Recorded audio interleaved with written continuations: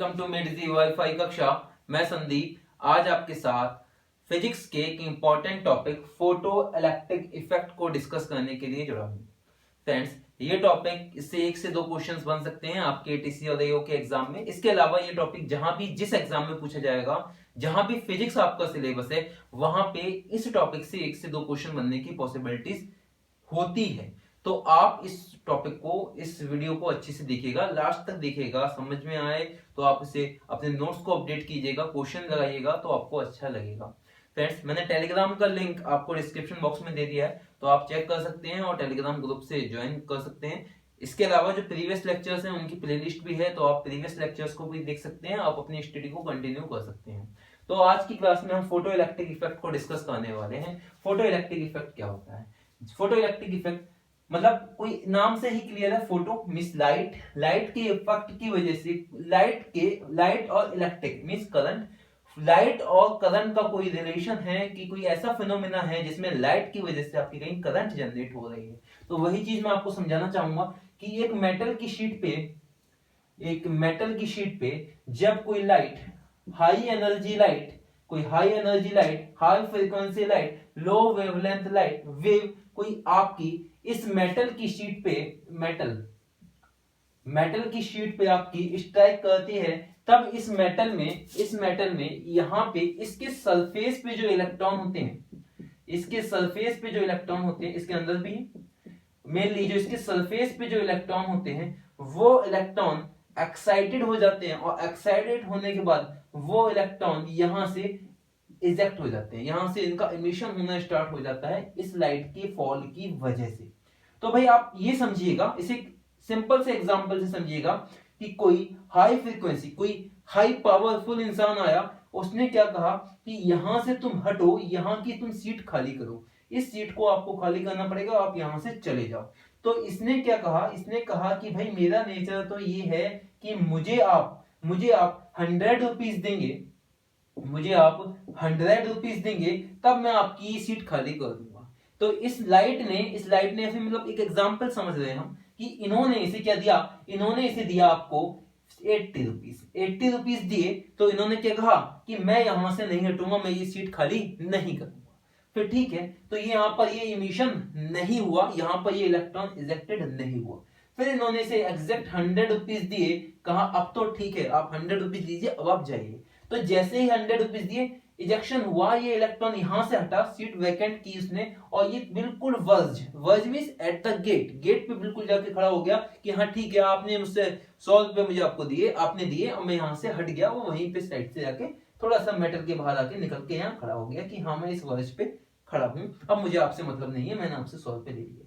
अब इसी बंदे को किसी ने दे दिए 150 रुपीज। बात समझिएगा, पहले 80 दिए थे, तब ये नहीं हटा, 100 दिए थे, एट द वर्ज आया, ठीक है, बिल्कुल क्रिटिकल पॉइंट पे पहुंचा। जब 150 दिए, यानी क्या है ये 150 क्या है भाई? 100 प्लस 50 का कॉम्बिनेशन है। तो 100 तो इसके हटने के, और जो 50 है, ये 50 जो है इस इलेक्ट्रॉन को एक्साइटेड करेगा, और ये इलेक्ट्रॉन एक हाई स्पीड में चला जाएगा बाहर की साइड। तो ये जो 50 है, ये काइनेटिक एनर्जी की फॉर्म में तब्दील हो जाएगा। और ये जो 100 था, जो इसकी बेसिक यूनिट थी, इसकी जो बेसिक यूनिट थी, इसे हम वर्क फंक्शन के नाम से जानते हैं। वर्क फंक्शन ये डिनोट किया जाएगा फाई से। और ये जो एनर्जी है, जो हाई एनर्जी आई, वो क्या है? आपकी ई। यहां आपको नहीं दिख रहा होगा, तो ये जो हाई एनर्जी है, ये जो हाई फ्रीक्वेंसी या फिर हाई एनर्जी जो है, एनर्जी की जो बीम वेव आई है, वो क्या है? ई। तो फाइनली कहने का मतलब क्या है कि आपने कोई ई वेव दी, ई एनर्जी दी। ई एनर्जी का क्या काम है? वो जो वर्क फंक्शन है, उस वर्क फंक्शन के एटलीस्ट तो इक्वल हो, तभी वहां पर फोटो इलेक्ट्रिक इफेक्ट या फोटोन का इमिशन होगा। उससे ज्यादा हो जाएगी तो वो ज्यादा किस में चली जाएगी भाई? काइनेटिक एनर्जी में चली जाएगी। तो E क्या होगी? E इक्वल टू 5 प्लस का के। जैसे कि मैंने क्या दिया? मैंने दिया आपको इसकी जो वर्क फंक्शन है, इसका जो बेसिक वर्क फंक्शन है, मान लीजिए वो आपका 5 है। बेसिक वर्क फंक्शन क्या है आपका? 5 है, एनर्जी की यूनिट है, या 5 इलेक्ट्रॉन वोल्ट मानिए इसे, 5 इलेक्ट्रॉन वोल्ट है। मैंने क्या दिया, इसे दिया 4.2 इलेक्ट्रॉन वोल्ट की टोटल एनर्जी दी। यहां पे इससे कहा कि आपका इमिशन हो जाना चाहिए, बट इसका वर्क फंक्शन ही क्या है, 5 इलेक्ट्रॉन वोल्ट है, तो यहां कोई इमिशन नहीं होगा। मैंने एनर्जी दी 5 इलेक्ट्रॉन वोल्ट, जो कि इसके वर्क फंक्शन के इक्वल थी, जो कि इसके वर्क फंक्शन के इक्वल थी, तो यहां इमिशन हो जाएगा, बट यहां पर नो काइनेटिक एनर्जी, कोई काइनेटिक एनर्जी नहीं होगी। मैंने यहां पर दिया 7 इलेक्ट्रॉन वोल्ट टोटल एनर्जी, तो 5 इलेक्ट्रॉन वोल्ट तो वर्क फंक्शन में यूज हो गई, plus 2 electron volt as a kinetic energy का पार्ट में तब्दील हो गई। मींस 5 इलेक्ट्रॉन वोल्ट उसने हटने के लिए और 2 इलेक्ट्रॉन वोल्ट उसने क्या लिए, काइनेटिक एनर्जी में अपने कंज्यूम कर लिए। तो कहने का मतलब ये था, ये टोटल एनर्जी है वो वर्क फंक्शन और काइनेटिक एनर्जी का कॉम्बिनेशन है। तो आपको पहली बात तो ये फॉर्मूला ही याद रखना है कि total energy equal to work function plus kinetic energy. Kinetic energy क्या मतलब, इसकी जो गति, इसके मूवमेंट में जो एनर्जी मिलेगी, इलेक्ट्रॉन जो यहां से निकलेगा, उसे काइनेटिक एनर्जी की फॉर्म में हम यहां कंसीडर करेंगे। एक इंपॉर्टेंट बात और यहां ये है कि ये ऐसा क्या कंपलसरी है कि जो सरफेस के इलेक्ट्रॉन है वही आपके इमिशन में पार्टिसिपेट करेंगे, जो इनर इलेक्ट्रॉन है वो पार्टिसिपेट नहीं करेंगे? ऐसा कोई कंपलसरी नहीं है। हो सकता है कि इनर वाले भी पार्टिसिपेट करें, बट सरफेस में से कोई इलेक्ट्रॉन मिल गया इस लाइट को तो इसने इसे किया, कोई और लाइट आई उसे कोई सरफेस पे नहीं मिला तो वो क्या करेगा, इनर वाले को स्ट्राइक करेगा, तो ये यहाँ पे जा सकता है या नहीं जा सकता है। बट सरफेस वाले के केस में जाने के, इजेक्ट होने की जो पॉसिबिलिटीज होती है वो ज्यादा होती है। ठीक है, ये तो था एक सिंपल सा कॉन्सेप्ट कि energy equal to work function plus kinetic energy, और ये फॉर्मूला अपनों को याद रखना है और इससे डायरेक्ट क्वेश्चंस बनते हैं। इसके अलावा आप एक चीज यहां और समझिएगा कि कोई इलेक्ट्रॉन जो ये हाई फ्रीक्वेंसी एनर्जी आई, माना इस इलेक्ट्रॉन पे स्टैक किया, इसको इसका वर्क फंक्शन क्या था, 5 इलेक्ट्रॉन वोल्ट था, तो 5 इलेक्ट्रॉन वोल्ट तो इसने अपनी जगह से हटने के लिए ले लिए। इसके पास जो बचे 2 इलेक्ट्रॉन वोल्ट, मान लीजिए 7 दी, 5 तो इसने ले लिए, बचे जो आपके 2 इलेक्ट्रॉन वोल्ट, उससे इसे काइनेटिक एनर्जी से इजेक्ट हो जाना चाहिए था, बाहर की तरफ मूवमेंट करना चाहिए था, फोटॉन्स जनरेट करना चाहिए था ऊपर बाहर की साइड में। ठीक है, बट क्या है, ये ऐसा नहीं होता है, ऐसा कुछ केसों में नहीं होता। क्यों नहीं होता, जब समझिए मैंने दिया यहां 7 इलेक्ट्रॉन वोल्ट, 5 तो इसने कंज्यूम किया, यहां पर ये लिखा 5 इसने कंज्यूम किया, जो इसके पास बचे 2 इलेक्ट्रॉन वोल्ट, इसने क्या किया, जब ये निकल रहा था तो इसका कोलिजन होना स्टार्ट हो गया और एटम से, क्योंकि ये क्या है, मेटल से बना हुआ है तो इसमें और एटम भी है, तो इसका कोलिजन होना स्टार्ट हो गया, तो इसने अपने जो 2 इलेक्ट्रॉन वोल्ट थे वो वहीं पे ही अपने इसके खर्च हो गए और वो इजेक्ट नहीं हो पाया। तो ऐसा केस भी हो सकता है, बट इस केस पे अपन ज्यादा डिस्कस नहीं करेंगे, बट ऐसा केस भी होता है। तो मेनली जो सरफेस वाले इलेक्ट्रॉन है वो ज्यादा जल्दी इजेक्ट हो जाते हैं, क्योंकि इन्हें यहाँ 2 इलेक्ट्रॉन वोल्ट मिल गया तो ये किससे कोलिजन करेंगे, तो सीधे ही बाहर की साइड निकल जाएंगे। तो ये सरफेस वाले इलेक्ट्रॉन का ज्यादा रोल अपन लोग कंसिडर करते हैं। तो यहाँ पे एक अपनों को फॉर्मूला क्या याद हुआ कि kinetic energy equal to work function plus का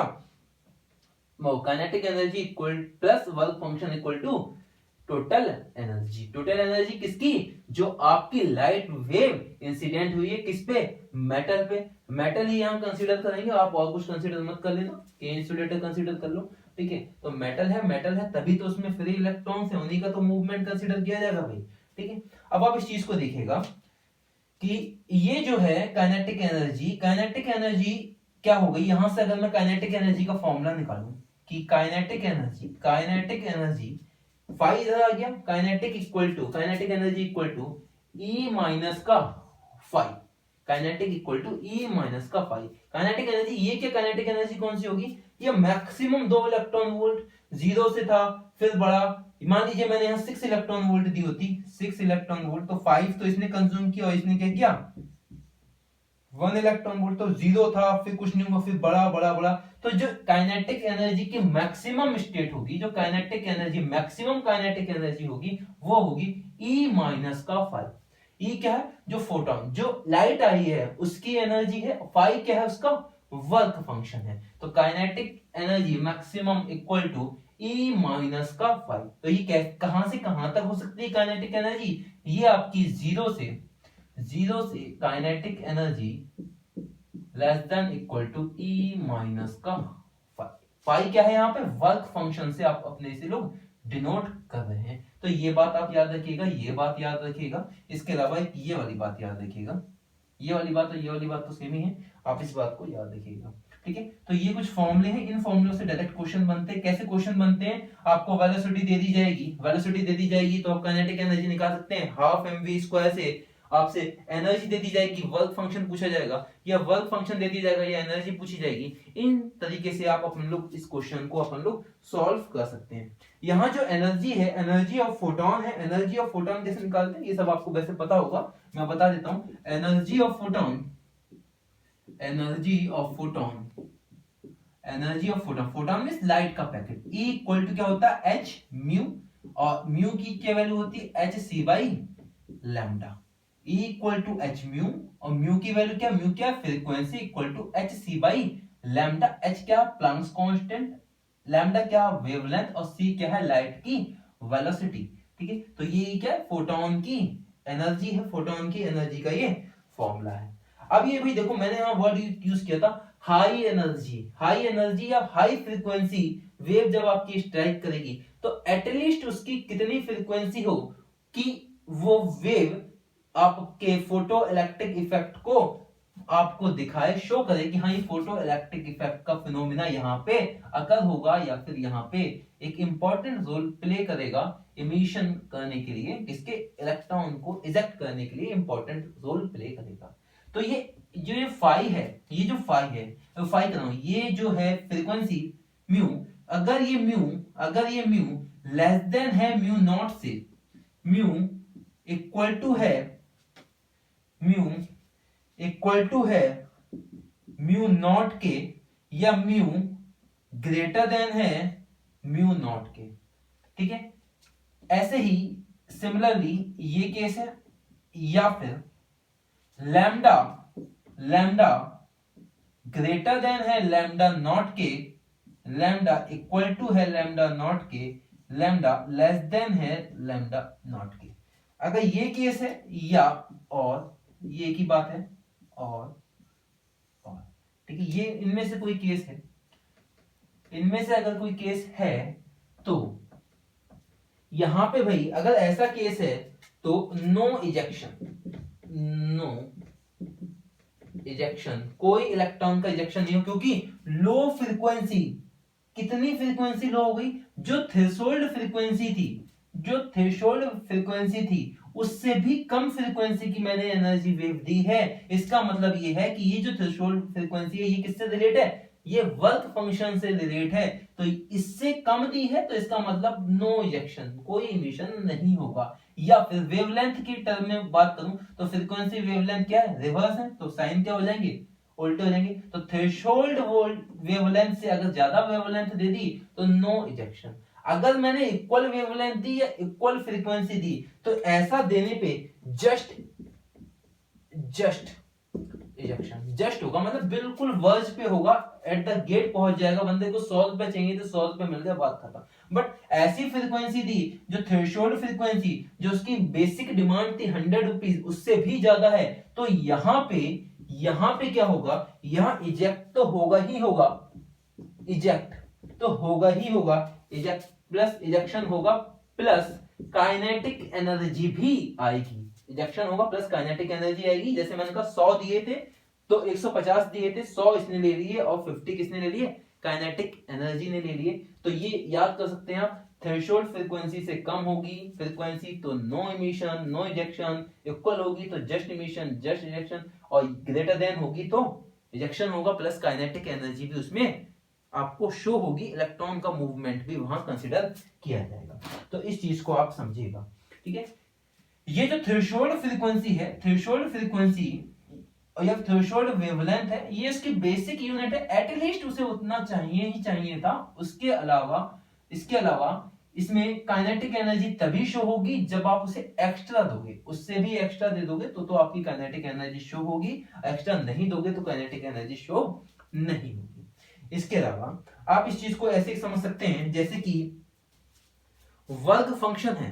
ठीक है, वर्क फंक्शन को आप इस तरीके से ऐसे समझिएगा कि वर्क फंक्शन क्या है, जैसे कि मैंने कहा 5 इलेक्ट्रॉन वोल्ट है, वो भी क्या है, एनर्जी की ही तो एक यूनिट है। जैसे मैंने भी लिखा था ना कि E इक्वल टू 5 प्लस का के, ठीक है। तो ये मैंने कहा वर्क फंक्शन क्या माना था 5 इलेक्ट्रॉन वोल्ट। तो ये वर्क फंक्शन क्या बेसिक नीड थी उसकी 5 इलेक्ट्रॉन वोल्ट, इतना उसे चाहिए ही चाहिए था, तभी वो आगे की तरफ वर्क को परफॉर्म कर पाएगा, वरना नहीं करेगा। तो ये वाईफाई जो है वर्क फंक्शन जो वर्क फंक्शन ऑफ फाई है, ये आपका एच म्यू नॉट मैंने कहा था ना, थ्रेशोल्ड फ्रीक्वेंसी किससे, वर्क फंक्शन से रिलेट करेगी। तो फाई इक्वल टू क्या रहेगा, एच म्यू नॉट, और म्यू नॉट क्या हो जाएगा, एच सी ओवर लैम्डा नॉट हो जाएगा। तो ये क्या है, ये आपका क्या है, वर्क फंक्शन है, ये आपका क्या है, वर्क फंक्शन है। वर्क फंक्शन का फॉर्मूला भी अपनों को याद रखना है। आपको थ्रेशोल्ड फ्रीक्वेंसी या मिनिमम ऐसी फ्रीक्वेंसी जहां पर वर्क फंक्शन परफॉर्म हो रहा है, तो उसके लिए क्या होगा, phi equal to H mu not या H C over lambda not. H क्या है, प्लैंक्स कांस्टेंट है, वैल्यू मैं आपको कई बार बता चुका हूँ, प्रीवियस लेक्चर में भी बता चुका हूँ। आप वहां से देख सकते हैं 6.60 × 10⁻⁻34 जूल सेकंड होती है। इलेक्ट्रॉन वोल्ट में कन्वर्ट करने के लिए आपको 1.6 × 10⁻⁻19 कूलम फैक्टर का यूज करना पड़ेगा, वहां से आप कैलकुलेट कर सकते हैं। ये चीज मैं आपको पहले बता चुका हूँ, आप प्रीवियस वीडियो में देख चुके हैं, ठीक है। तो ये वर्क फंक्शन का हो गया, वर्क फंक्शन इतना आपको चाहिए ही चाहिए, ठीक है। अब एक चीज को समझिएगा कि जो मैंने आपको बताया कि ये सब फॉर्मूले आपको नोट करने हैं भाई, ये जितने मैं फॉर्मूले बताते जा रहा हूँ, जितने भी डब्बे में बंद कर रहा हूँ, जितने भी कह रहा हूँ कि हाँ ये फॉर्मूला आपके लिए हो गया, तो ये सब चीजें आपके लिए इंपॉर्टेंट है। किसके बिहाफ पे, क्वेश्चन के बिहाफ पे। सिंपल पूछा जाएगा भाई कि आपकी थ्रेशोल्ड फ्रीक्वेंसी इतनी है कि वर्क फंक्शन कितना होगा, और थ्रेशोल्ड फ्रीक्वेंसी इतनी है एंड आपकी काइनेटिक एनर्जी इतनी है, तो टोटल एनर्जी बताइए। तो थ्रेशोल्ड फ्रीक्वेंसी क्या क्या निकालोगे, वर्क फंक्शन, और काइनेटिक एनर्जी दी होगी तो काइनेटिक एनर्जी में ऐड करोगे तो टोटल एनर्जी आ जाएगी। काइनेटिक एनर्जी नहीं दी होगी तो उसके लिए निकालने के लिए वेलोसिटी दी होगी, वेलोसिटी से आप काइनेटिक एनर्जी निकालोगे और वहां से आप टोटल एनर्जी निकाल सकते हो। या फिर काइनेटिक एनर्जी आपको निकालनी होगी तो आपको टोटल एनर्जी दी जाएगी, तो E माइनस का वर्क फंक्शन करोगे।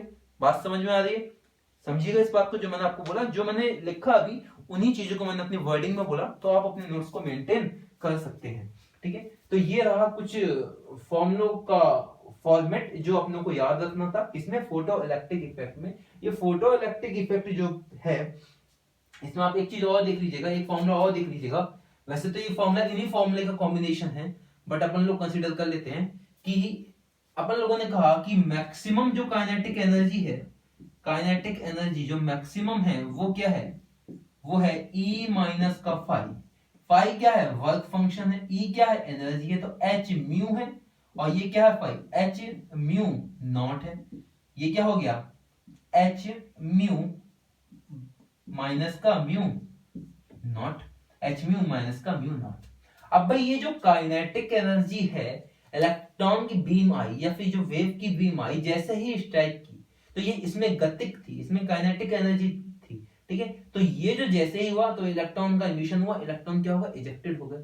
इन इलेक्ट्रॉन के इजेक्शन होने पे इलेक्ट्रॉन पे चार्ज क्या था, 1.6 × 10⁻⁻19, ठीक है। तो ये जो चार्ज था, इस चार्ज के हेल्प से, और साथ ही साथ ये जो फिनोमेना है, इसमें एक चीज और होती है, बैटरी का टर्मिनल अटैच होता है कि जो इलेक्ट्रॉन का इमिशन हुआ, उस इलेक्ट्रॉन के इमिशन को कंट्रोल करने के लिए एक बैटरी से एनोड भी कनेक्ट होता है। उस चीज को मैं आपको चलो डायग्राम में बता देता हूं कि किस तरीके से कनेक्ट होता है। देख लीजिएगा इस चीज को, मैंने क्या बोला कि इस तरीके से, कि कुछ इस तरीके से कोई वैक्यूम ट्यूब है। डायग्राम इतना क्लियर साफ नहीं बनेगा, आप समझिएगा इस बात को कि यहां पे कोई मेटल, यहां पे आपकी कोई लाइट आई, ठीक है, फोटोन लाइट आई, ये इसने मेटल को स्ट्राइक किया। मेटल को स्ट्राइक करने के बाद यहां से इलेक्ट्रॉन की बीम निकली, इलेक्ट्रॉन इजेक्टेड हुए। इन इलेक्ट्रॉन को कंट्रोल करने के लिए एक यहां पर एनोड लगाया गया। ये क्या है भाई, एनोड क्या है, पॉजिटिव टर्मिनल बैटरी का, ठीक है। और यहां पे क्या लगा दिया भाई, नेगेटिव टर्मिनल, ठीक है। तो यहाँ पे क्या, ये यहाँ पे इलेक्ट्रॉन की बीम आई, और यहाँ इस एनोड ने क्या किया, इसे कंट्रोल किया, एनोड ने इसे ले लिया अपनी साइड। जो इसका वोल्टेज था वो था V, ये इसका वोल्टेज था V। तो जितना ये हाई ज्यादा वोल्टेज होगा V, जितना ज्यादा होगा उतनी ही तेजी से ये इलेक्ट्रॉन को अपनी तरफ आकर्षित करेगा। ये क्या है, लाइट है, ये लाइट। तो कहने का मतलब ये है कि इस लाइट की वजह से जिस फोटो इलेक्ट्रिक इफेक्ट का फिनोमिना कर हुआ है, जो इलेक्ट्रॉन इजेक्टेड हुए इन्हें कहते हैं फोटो इलेक्ट्रॉन। इन्हें क्या कहते हैं भाई, फोटो इलेक्ट्रॉन, फोटो इलेक्ट्रॉन। और इन फोटो इलेक्ट्रॉन का जैसे ही अट्रैक्शन होता है, ये इलेक्ट्रॉन यहां आया, एनोड पे अटैच हुआ, एक करंट फ्लो होती है जो कि अपोजिट डायरेक्शन में होती है। जो करंट फ्लो होती है आई, ये आई लिखा हुआ है, अपोजिट डायरेक्शन में करंट फ्लो होती है। ये जो करंट फ्लो हुई, ये करंट इस एनोड, इस इलेक्ट्रॉन की फ्लो की वजह से हुई। इस करंट को हम फोटो करंट कहते हैं। ये फोटो करंट क्यों फ्लो हुई, क्योंकि इस एनोड ने इलेक्ट्रॉन को क्या किया, अपनी तरफ अट्रैक्ट किया, जिसकी वजह से करंट फ्लो हुई। इसे कहते हैं फोटो करंट। तो मेरा कहने का मतलब ये है, जब ये हाई स्पीड इलेक्ट्रॉन एनोड की तरफ आए, और एनोड पे क्या था, V पोटेंशियल था, तो इनकी जो काइनेटिक एनर्जी थी वो वर्क डन से रिलेट होते हुए ये काइनेटिक एनर्जी Q V में तब्दील हो गई। तो यहां ये जो काइनेटिक एनर्जी है वो Q V हो गई। और इस Q V के हिसाब से हम किस तरीके से देखेंगे भाई, इसे Q V कैसे हो गई, आप ये समझिएगा। ये तो था भाई पॉजिटिव, ठीक है, तो यहां पे ये रहा पॉजिटिव। तो इस पॉजिटिव को अगर मैं कंसीडर करूं तो ये Q मैंने यूज किया, Q टर्म यूज नहीं करना, और यहाँ पे भी V यूज नहीं करना। एक्चुअली मैं वहां मैग्नेटिक फील्ड में चला गया, मैग्नेटिक थ्योरी में चला गया था, तो वहां इलेक्ट्रॉन को Q यूज करते हैं, तो मैंने वहां Q लिख लिया था। आप इस चीज को ऐसे समझिएगा कि मैक्सिमम क्या था, H म्यू माइनस का म्यू नॉट, इसको आप अभी यहीं पे ध्यान दीजिए, H म्यू माइनस का म्यू नॉट। काइनेटिक एनर्जी जो होगी आपकी H म्यू माइनस का म्यू नॉट। इस फॉर्मूले को आप यहीं पे रखिएगा, क्योंकि आगे जो होगा उसे मैं अभी रिलेट करके बताता हूँ किसी और कॉन्सेप्ट से, ठीक है, यहाँ से थोड़ा सा कंफ्यूजन हो जाएगा। तो आपको ये फॉर्मूला हो गया, और ये चीज मैंने आपको डायग्राम समझा दिया कि कैसे एनोड और ये आपका कैथोड और कैसे इलेक्ट्रॉन की बीम हुई। एक फिनोमिना और है भाई, एक फिनोमिना क्या, एक्सरे क्या है, एक्सरे जस्ट इसकी रिवर्स है। तो आप जब एक्सरे का टॉपिक पढ़ेंगे जो नेक्स्ट क्लास होगी, तो आप उसमें देखेंगे उसमें क्या है, उसमें इलेक्ट्रॉन बीम को इजेक्टेड किया गया with the help of battery, and then एक जैसे लाइट आई है वहां पे क्या गया, निकाल ली गई है, लाइट को, वेव को निकाल लिया गया है, वही एक्सरे है। तो आप वो नेक्स्ट क्लास में देखेंगे, नेक्स्ट क्लास में जब भी होगी तब देखेंगे। तो आपको ये बात समझ में आई कि काइनेटिक एनर्जी और ये फ्रीक्वेंसी का क्या रिलेशन है, ये अपने को याद रखना है। यहाँ पर एक इंपॉर्टेंट टर्म और आता है जिससे क्वेश्चंस पूछे जाते हैं कि स्टॉपिंग वोल्टेज क्या होता है। स्टॉपिंग वोल्टेज क्या होता है उसको भी समझ लीजिए कि स्टॉपिंग वोल्टेज क्या होता है। स्टॉपिंग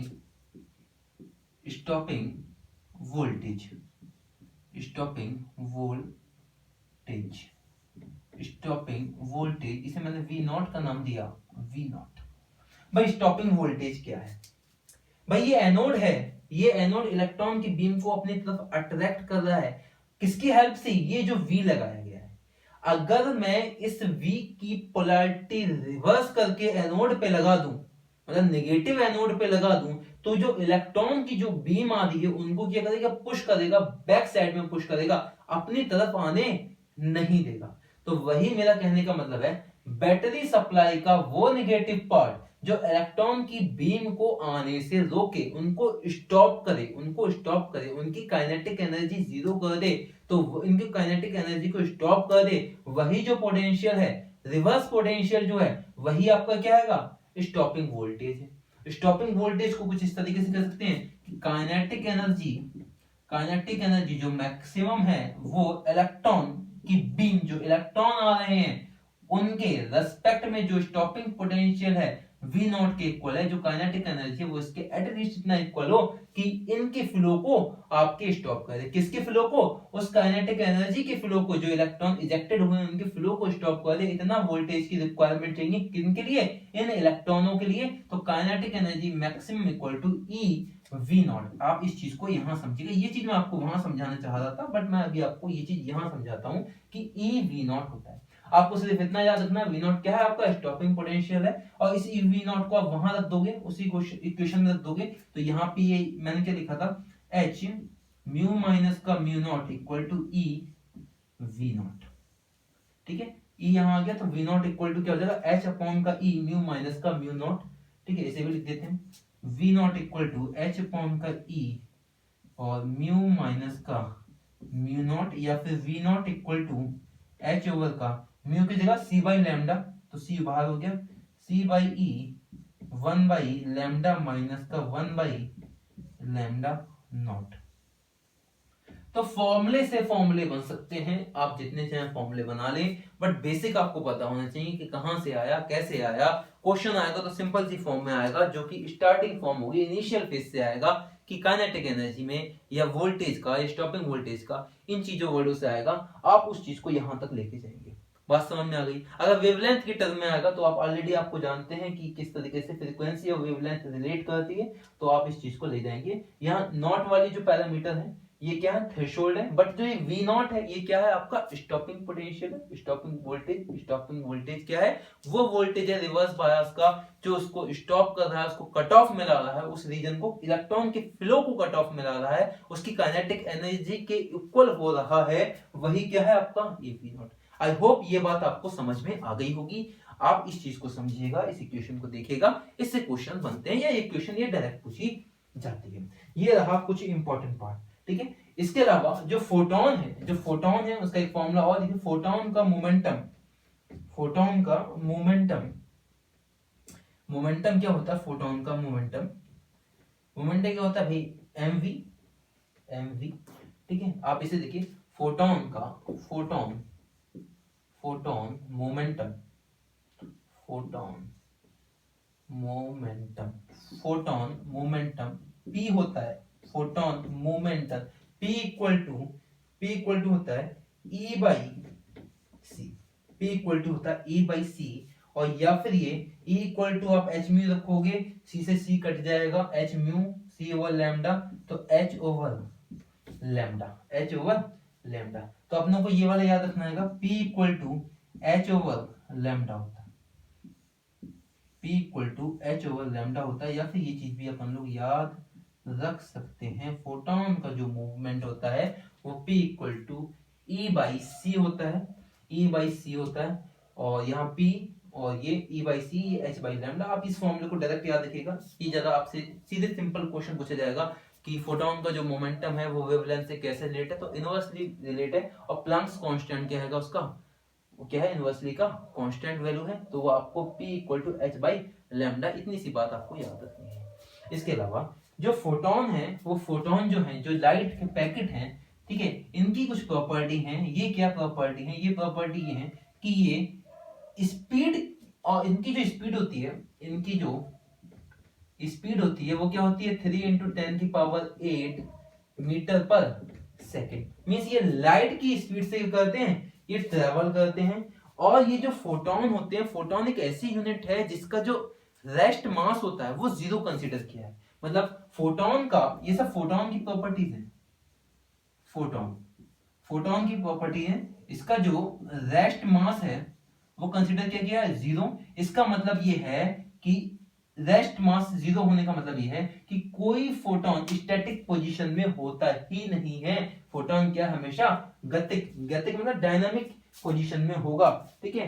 कोई भी फोटोन एग्जिस्ट नहीं करता रेस्ट पोजीशन में, तो इस चीज को अपन लोग कंसीडर कर रहे हैं। इसका मास क्या है, हम लोग जीरो लेते हैं, बाकी इसके मास को निकालने के लिए कुछ और बातें हैं, बट अपन लोग क्या है, इसके मास को जीरो ही रखेंगे थ्रू आउट द सब्जेक्ट। इसका मास क्या रहेगा, जीरो ही रहेगा, और जीरो ही रखा जाता है, ठीक है। Energy of photon depends on frequency of photon. Frequency, जैसे भी फ्रीक्वेंसी ज्यादा होगी तो भाई एनर्जी ज्यादा होगी, तो फ्रीक्वेंसी ज्यादा होगी एनर्जी ज्यादा होगी, तो ये भी, ये चीज एक सिंपल सी बात है। ये क्या होता है, फोटोन जो है वो आपका इलेक्ट्रिकली न्यूट्रल होता है, इलेक्ट्रिकली न्यूट्रल होता है। इसका मतलब ये है कि इलेक्ट्रिक फील्ड और मैग्नेटिक फील्ड का कोई इफेक्ट इस पे नहीं होता है। फोटॉन क्या होता है, इलेक्ट्रिकली न्यूट्रल होता है, इस पे इलेक्ट्रिक फील्ड और मैग्नेटिक फील्ड का कोई इफेक्ट नहीं होता है। ठीक है भाई, ये चीज हो गई, इसकी कुछ कैरेक्टरिस्टिक होगी। इसके अलावा जो हम एक इंपॉर्टेंट ग्राफ है, ग्राफ क्या है, एक सिंपल सी एक स्ट्रेट लाइन ही है, उस स्ट्रेट लाइन को भी देख लेते हैं। वो ग्राफ पूछा गया है तो डायरेक्ट अपन लोगों से वो क्वेश्चन ना पूछा जाए तो अपन लोग ये कह देते हैं कि जो